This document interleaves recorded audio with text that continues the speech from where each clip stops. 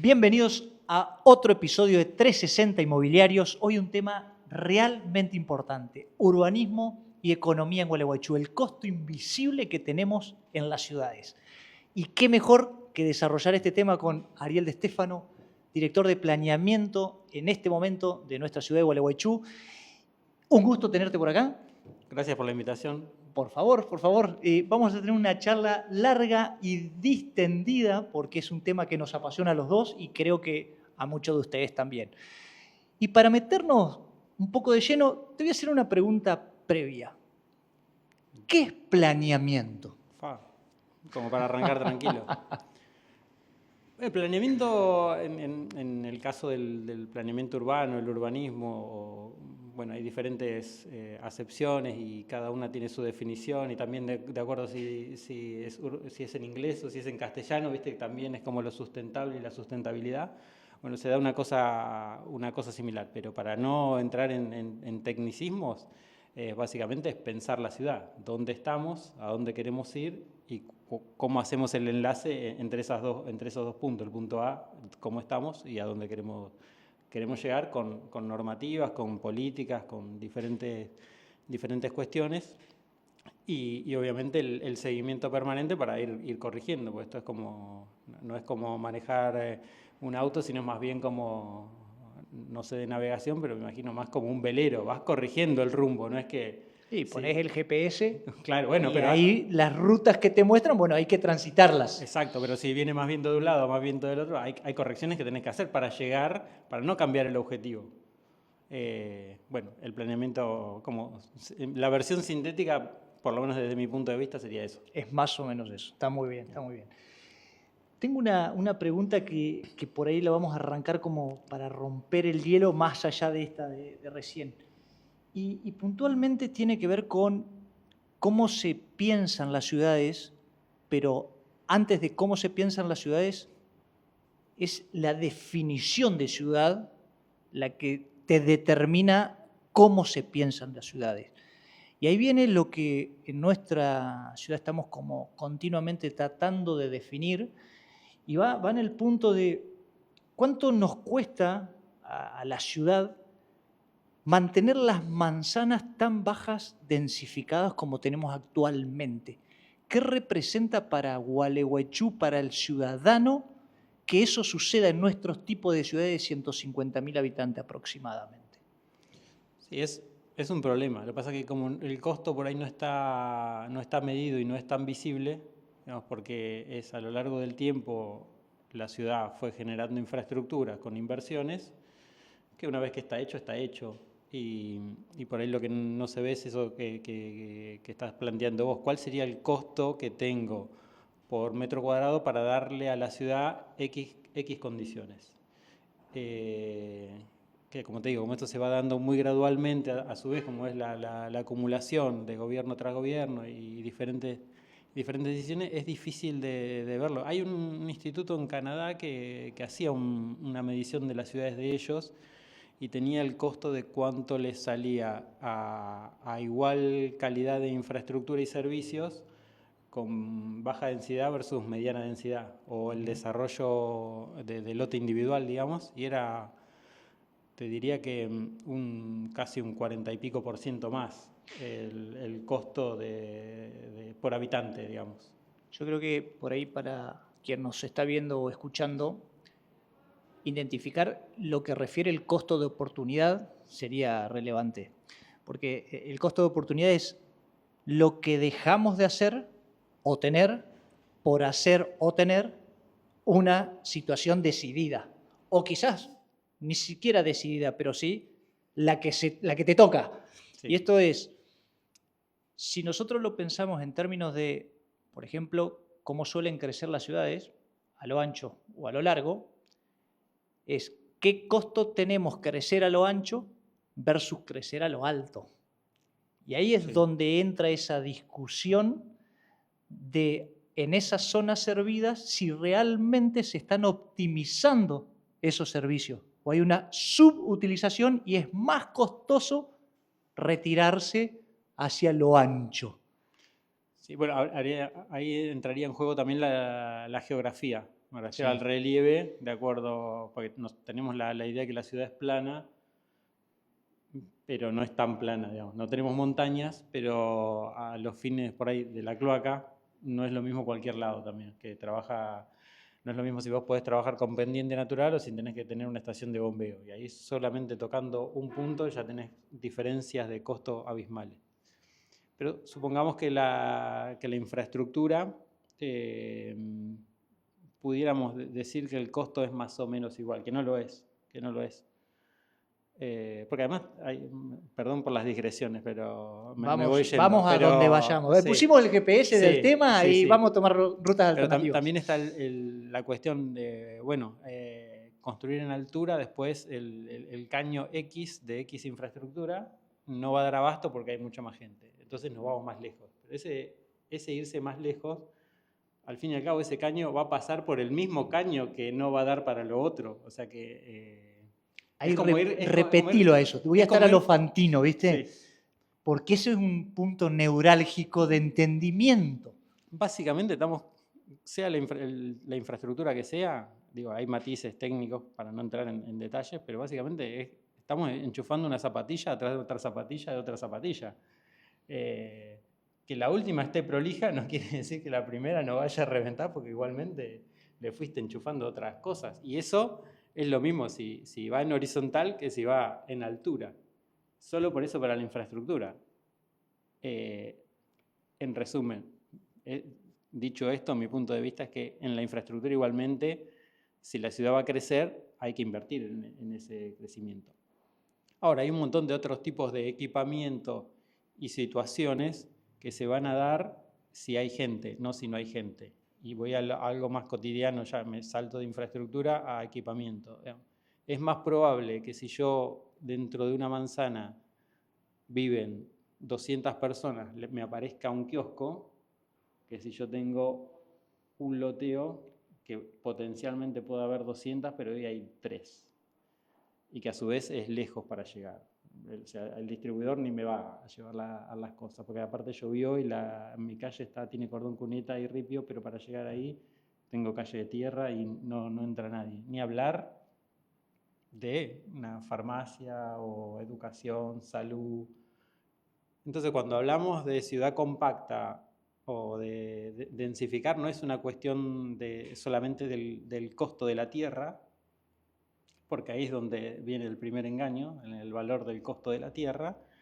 Obviamente la tierra alejada del centro es más barata que la tierra del centro. Ahora, cuando igualás infraestructura de equipamiento, ahí es donde se te dispara el costo pues estás haciendo una ciudad nueva.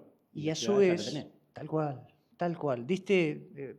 Comparto absolutamente que no es solo un pensamiento, o sea, vos detrás de esto estás manifestando cosas que empíricamente están probadas. O sea, hace un razonamiento más que... Absolutamente. Y hay algo que tiene que ver con el costo también, que es el costo derivado del comportamiento humano.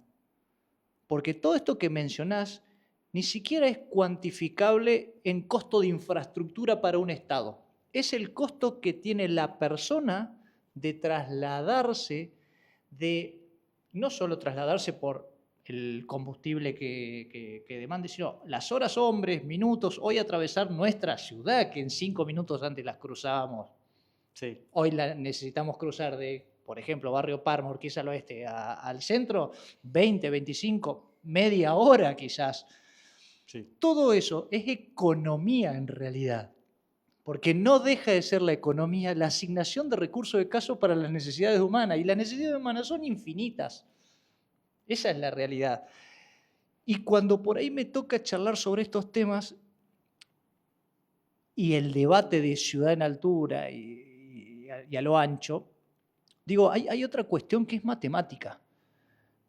Si sobre una manzana, que es la más demandada, porque todo habitante quiere estar lo más cercano al centro posible. ¿Por qué? Por una sencilla razón de que el centro suple la mayor cantidad de esas necesidades que vos acabás de decir. O sea, esa despensa, ese kiosco, ¿dónde se encuentra en mayor cantidad? ¿Dónde tenés las alternativas para decidir? Y el ser humano tiene un comportamiento racional de consumir lo que más pueda a menor costo. Entonces, ¿dónde lo encontrás? Lo más cercano al centro, porque es donde más alternativas tenés.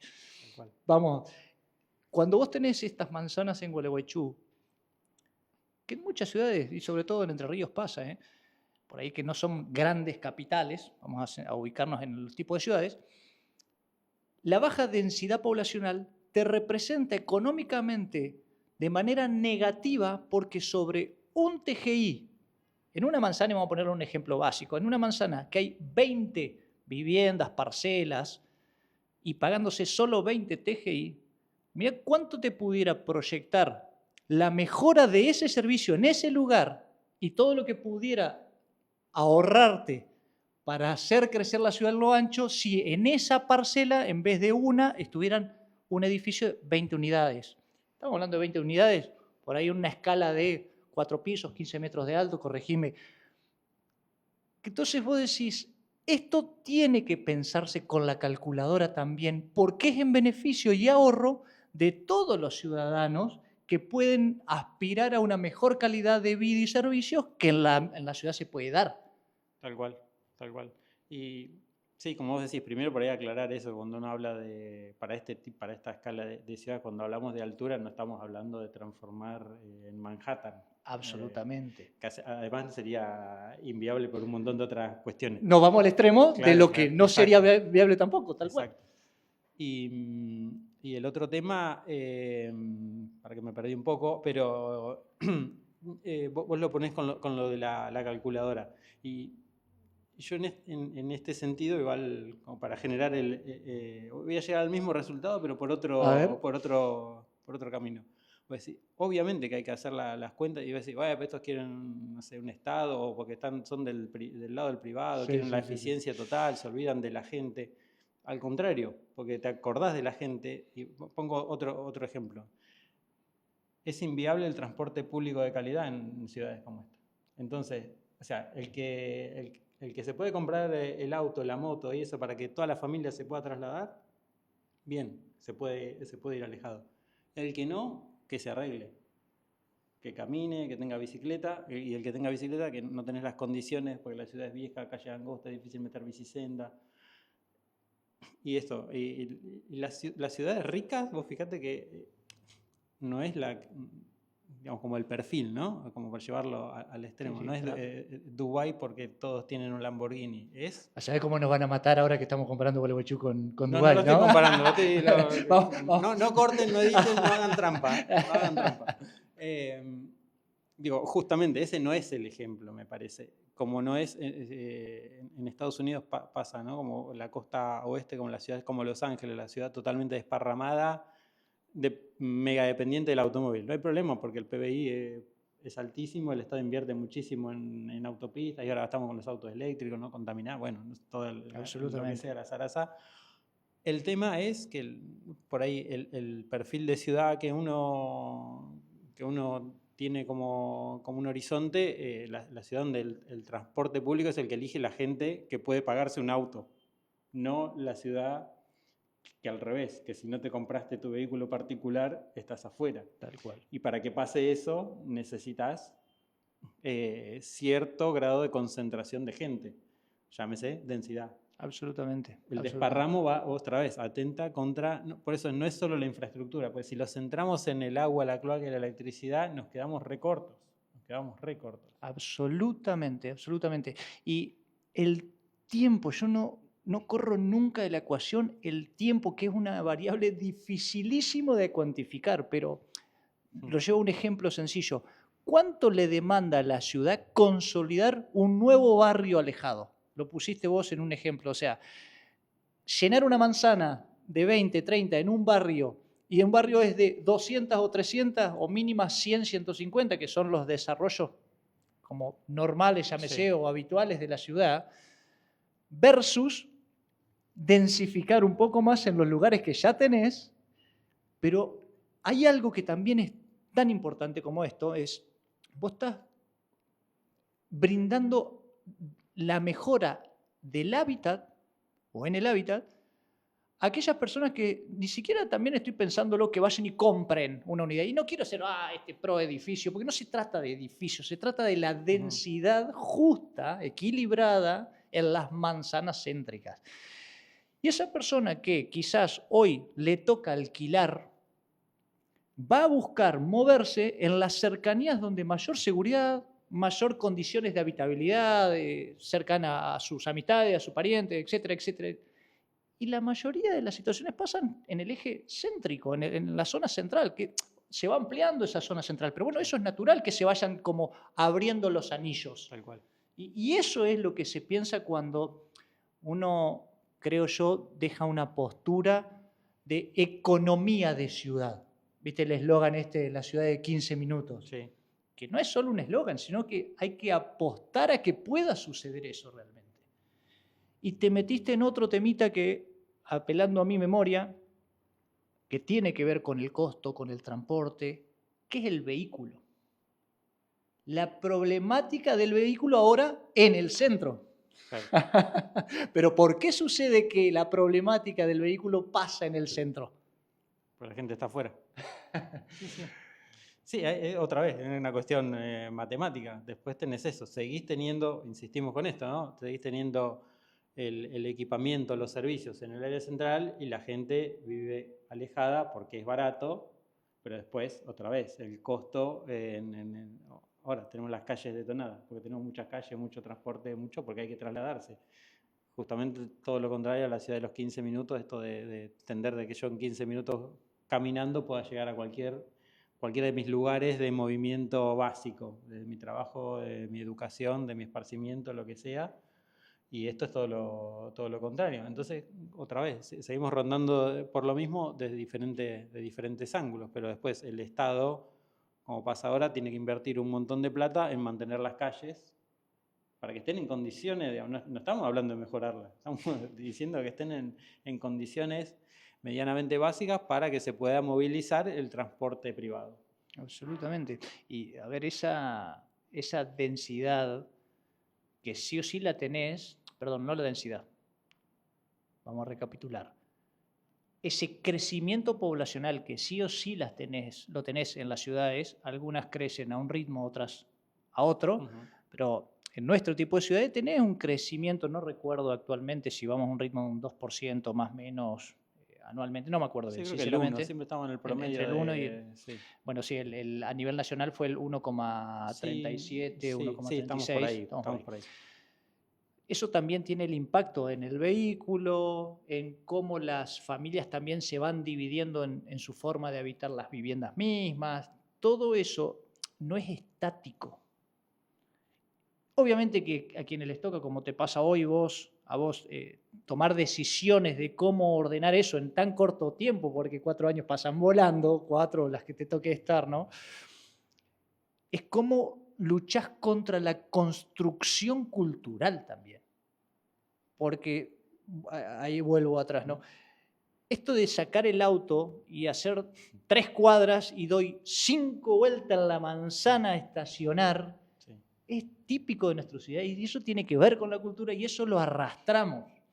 Hasta que no nos acostumbremos a que eso lo podamos sacar de la vida. Y bueno, y se tienen que dar como las condiciones para que eso también suceda.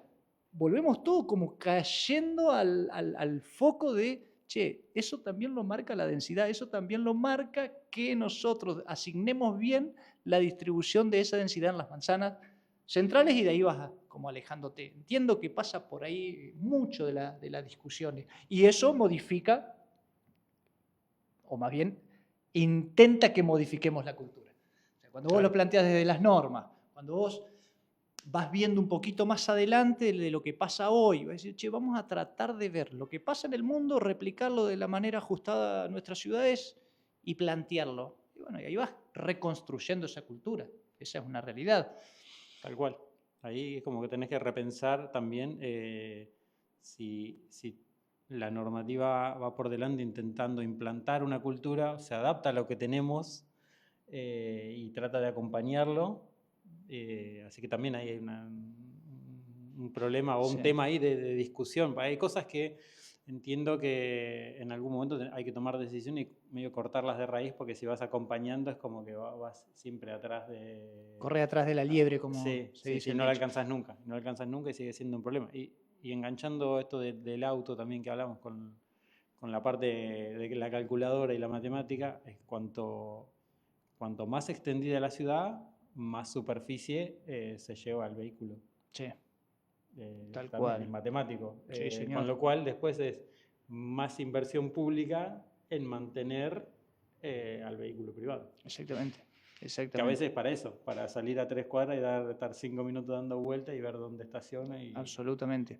Bueno, volviendo un poco a lo cultural, nos cuesta también romper lo que antes era lindo, tener una casa de 500, 400 metros en el centro, con el verde, con el patio, con la pileta, con todo lo demás, o hasta inclusive con un gallinero en el fondo, y entender que eso ya no es económicamente viable para todos los ciudadanos, porque no es solo la situación de esa persona, es en la economía de todo, porque luego somos todos los que teóricamente pagamos impuestos para que esos vuelvan a los servicios, a los mejores servicios que pudieran brindarnos.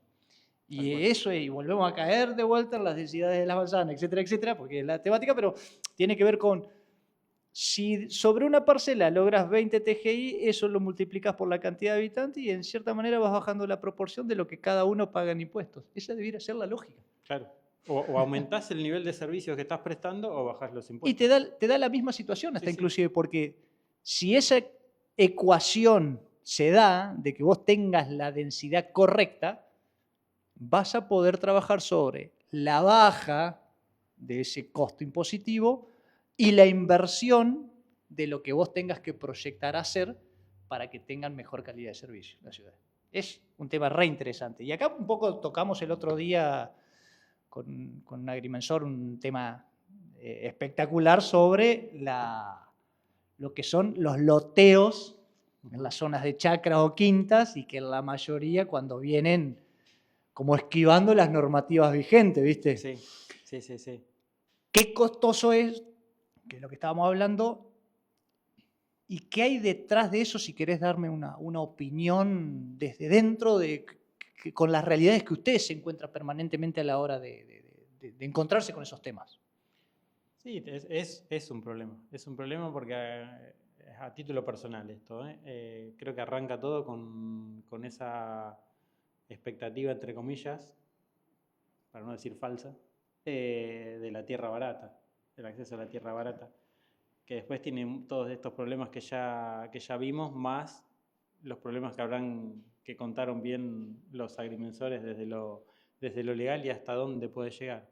Incluso enganchándolo con el tema que mencionabas antes del crecimiento poblacional y demás, del 1 y pico % que dijimos. Si tomamos los últimos 10, 15 años, el crecimiento poblacional de la ciudad es mucho menor al crecimiento de suelo urbanizado, ya sea por las buenas o por las malas, que ha tenido el territorio. Con lo cual, es por lo menos un primer, no digo, no es verdad, pero es un tema como para que suenen algunas alarmas y verlo en detalle. ¿Falta tierra? En realidad, yo creo que, ya me pregunto y me respondo automáticamente, yo creo que no, pero el problema es lo mismo que con el acceso a la vivienda en general, que por ahí se simplifica en, no, hay que poner tierra barata, y hay muchos ejemplos, para no entrar en detalles, de tierra accesible, que gente pudo acceder a la tierra y que sigue siendo tierra, no está la casa arriba, porque el problema, me voy para otro lado, pero el problema es la falta de financiamiento para el acceso a la vivienda, que se confunde con tierra barata. Absolutamente, Ariel, porque la confusión más grande que hay en esto es que el problema lo resolvés desde la tierra y es una cuestión de ingresos relacionado con el costo de lo que nosotros tenemos que pagar para vivir o para satisfacer esas necesidades que hablábamos. Uh-huh. El precio, en la mayoría de los casos, es endógeno, viene dado. ¿Pero por qué viene dado? Por alguien que está dispuesto a pagarlo. Y ese alguien que está dispuesto a pagarlo, lo paga por su nivel de ingresos. Y su nivel de ingresos viene dado por su productividad. Entonces se confunden mucho las cuestiones. Sí. Y se cree que, no, tenemos que hacer lo que tengamos que hacer para que la tierra sea más barata. ¿Qué es barato? ¿Qué estás midiendo? ¿Qué hay detrás de esa medición realmente? Además está con el daño colateral que supongamos que eso funcionara, que no funcionó porque tenés montones de loteos inconclusos. Era una cuestión de tiempo. Sí. Digamos, hay ejemplos que están bien, digamos, que han hecho incluso con la figura de cooperativa, hay de todo también, pero hay algunas que han trabajado más prolijo y han logrado hacer algunas cosas y las van llevando y van a lograr por ahí con el tiempo regularlo y llegar a su objetivo de la vivienda. Pero hay muchos que no, y a lo que iba, el daño colateral, ¿no? Porque vos lo decíamos hace un rato con el tema de estos tipos de anillos concéntricos, ¿no? El centro tiene una infraestructura y un valor y puedo ir creciendo de manera paulatina a medida, digamos, que voy completando. Y esto lo que genera es automáticamente yo compré tierra barata, alejada, y la transformo en urbana. Bueno, automáticamente lo que hago es dibujar un nuevo círculo, con lo cual el intermedio entre donde supuestamente terminaba el área urbana y esto, ¿ahora qué es? ¿Es rural o es urbano? ¿Y el costo cuál va a ser? Lo que valía 2 pasa a valer 10 porque me lo transformaste en el afán de hacer barato 1, me transformaste no sé, muchísimas veces más en tierra cara. Y con todo lo ineficiente que pasa acá en el medio. No, ni hablar, porque lo primero que se actualiza es el precio, porque yo también quiero ser como el otro. Ahora la respuesta no aparece. Y otra vez, y está esa tierra y hay gente sin poder acceder a la vivienda, con lo cual creo que es como conclusión, que es lo que muchos decíamos, el acceso a tierra barata es condición necesaria, si se quiere, más no suficiente para el acceso a una vivienda. Y ojalá el argentino pudiera acceder absolutamente el 100%, si hoy estaremos en 40 y tantos millones de habitantes, ¿no?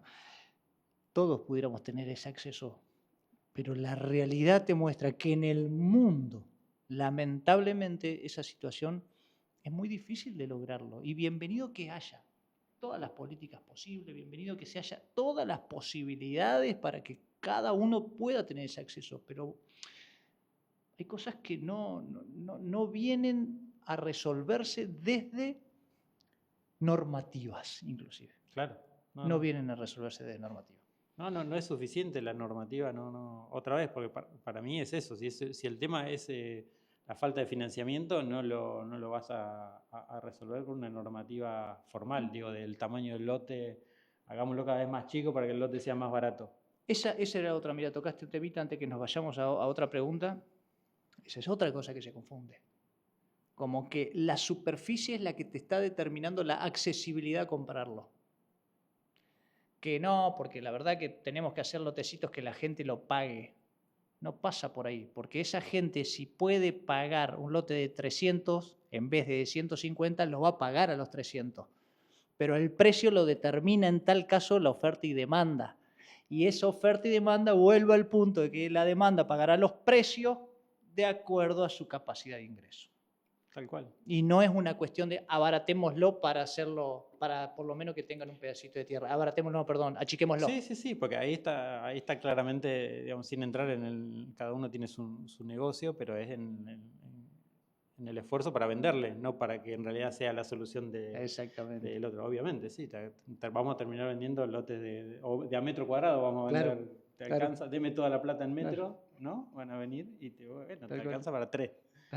Tal cual, es así.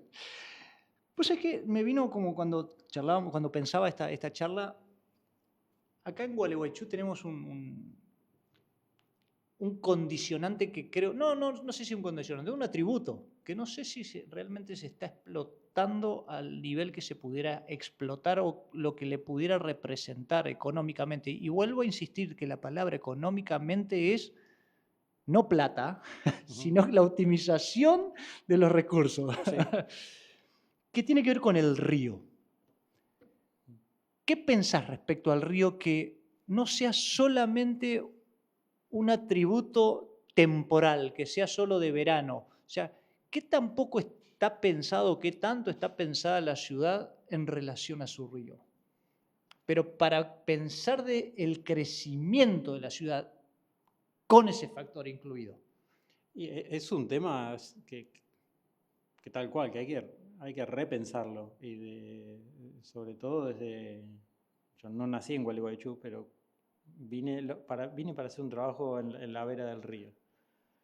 Y me acuerdo que llegué un jueves y el viernes estaba paseando por la costanera y lo primero que me llamó la atención era que estaban todos de espalda tomando mate. Digo, esta gente está mal configurada. Yo venía de afuera, yo veía cemento nomás. Paramos el auto, claro, de culata. Claro, y estaban todos al revés. Yo digamos, era como, hay algo que está fallando. Y desde eso, digamos, como que siempre me quedó dando vuelta que la relación cultural que hay es rara, ¿no? Por un lado, obviamente, todos aman el río, hay mucha gente que hace actividad en el río, que les encanta el río. También el río se comporta de una manera a veces que, bueno, se comporta como el río que a veces crece, se sale de los límites que le pusimos y ocupa más y ocupa menos. Entonces, con toda esa diversidad de cuestiones, creo que hay que repensarla y no pensarlo como una cosa estanca. Como río paisaje es lindo, es para el turismo, sentémonos a verlo y listo. También, pero es una discusión incluso ahora, digamos, como internamente la tenemos. Bueno, el río. También vive poca gente a la vera del río en lugares con infraestructura y servicios.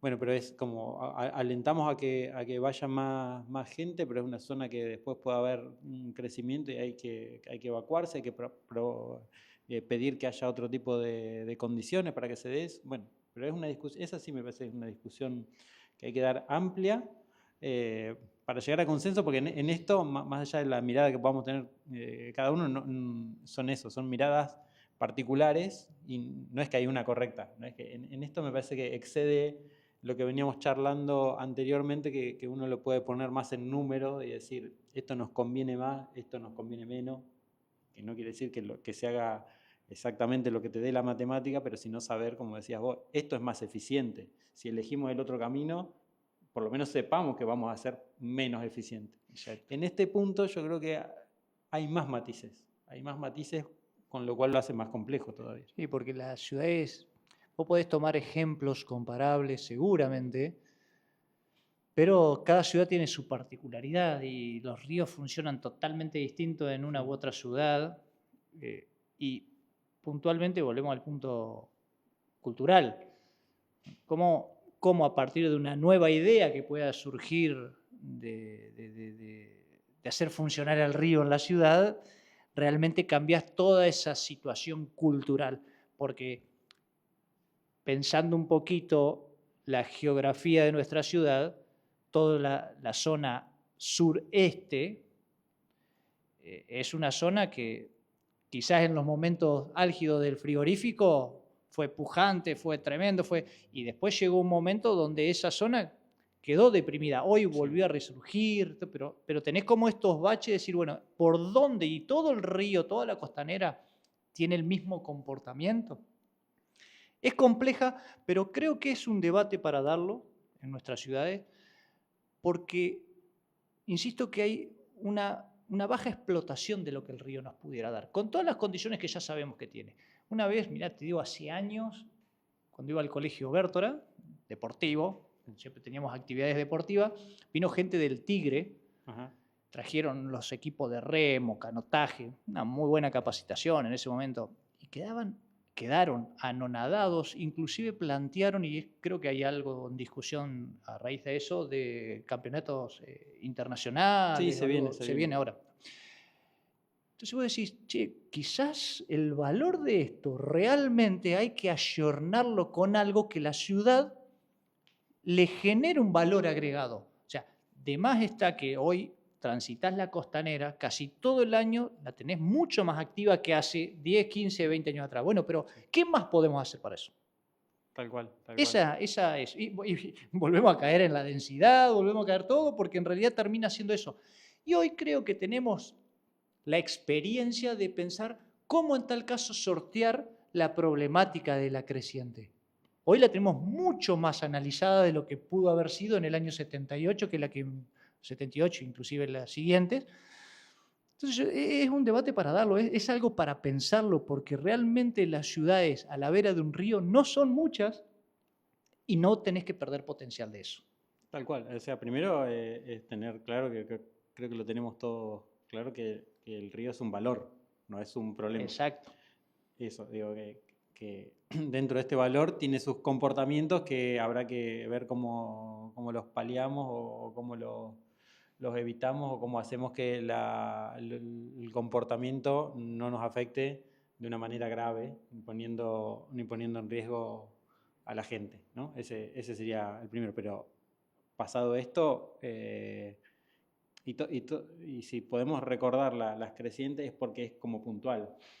Puede darse alguna cosa que haya un repunte o que digamos, bueno, hay una reincidencia un poco mayor, pero creo que dentro de todo es manejable, ¿sí? Si lo hacemos de manera inteligente. Y por otro lado, a esto que venimos hablando del crecimiento en altura o la densificación, parece que hay otro punto para discutir y que me parece que es enriquecedor para las ciudades, que es la mezcla de usos o la mixtura de usos, ¿no? Entonces, no pensar, obviamente, ni el río ni ningún sector como esto tiene que ser tal cosa, o que pasaba con las discusiones del frigorífico, no, tiene que ser educativo, no, es el frigorífico de nuevo, no, para vivienda, no, es para todo. Es para todo eso.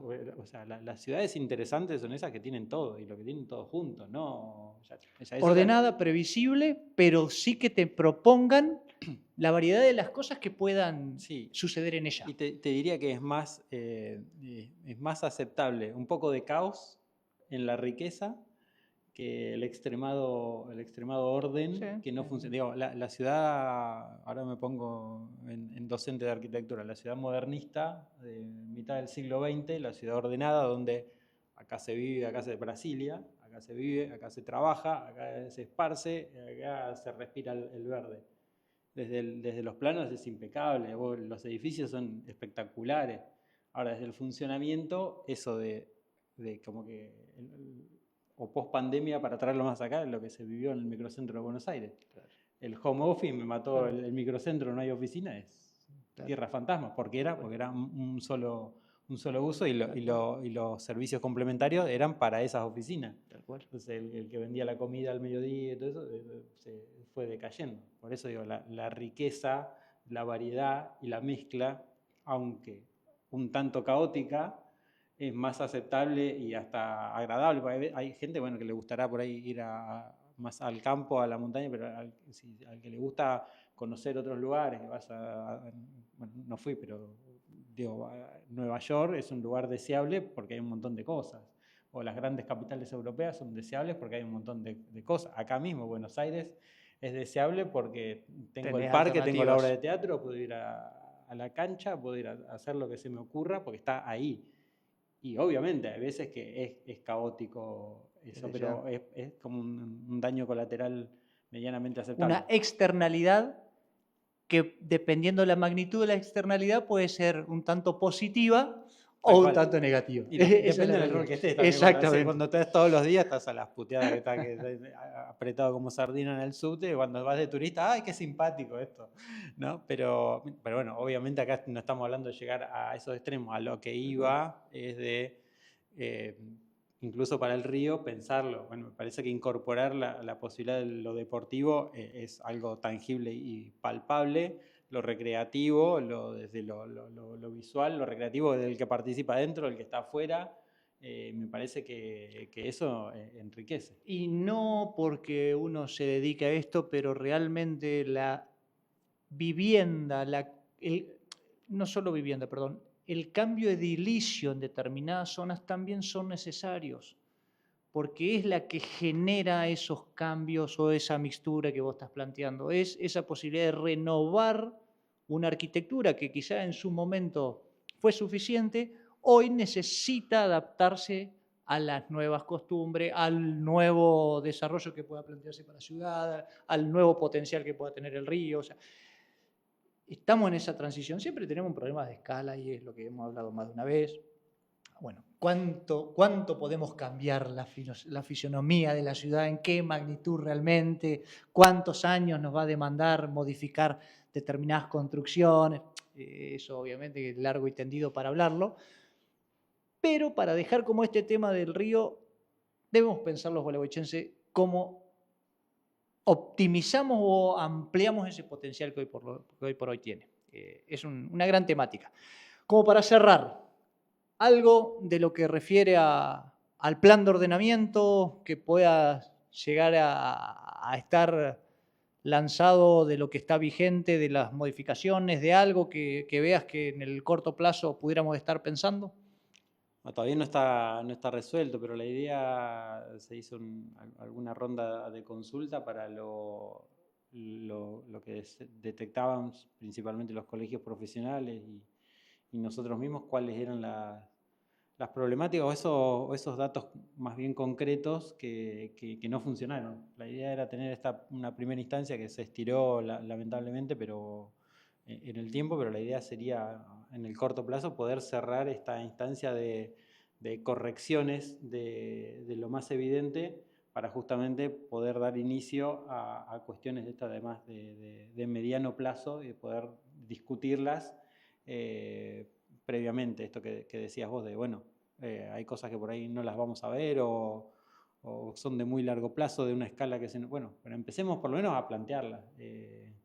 La idea sería eso, de tener estas correcciones de algunas cuestiones tangibles. Estamos hablando de los números puro y duro: altura de construcción, medida de subdivisión, área de donde se puede subdividir, condiciones para la subdivisión, a dónde la voy a alentar y a dónde no.